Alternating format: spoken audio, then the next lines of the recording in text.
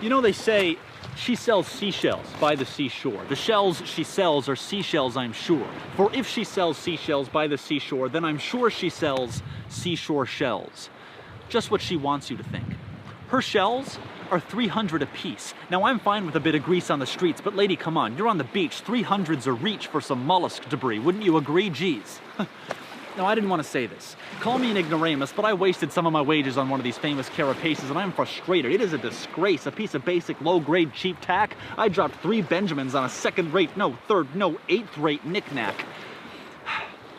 Look, I'm a little livid. I understand she's trying to make a living, but there's a limit, so listen, riddle me this. See, I recall my visit vividly. I was visibly timid in the beginning, I'll admit it, because her ability to belittle my belittleability, it crippled me.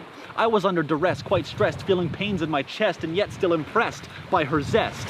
Now, don't get me wrong, she's the worst. She's not worth dirt, nor the worms that squirm in it, but I worship her way with words. It works, and what's worse, I wasn't the first to be coerced, no.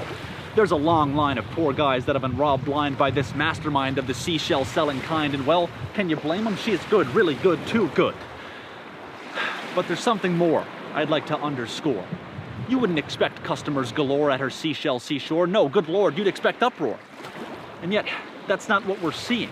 She's got return buyers. She's not just some sort of seashell selling high flyer. She's some sort of sleazy, shady, shifty seashell supplier. But why her?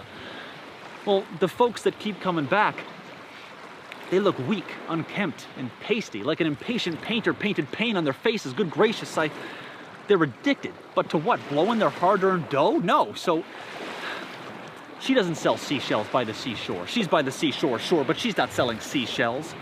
The shells that she's selling are...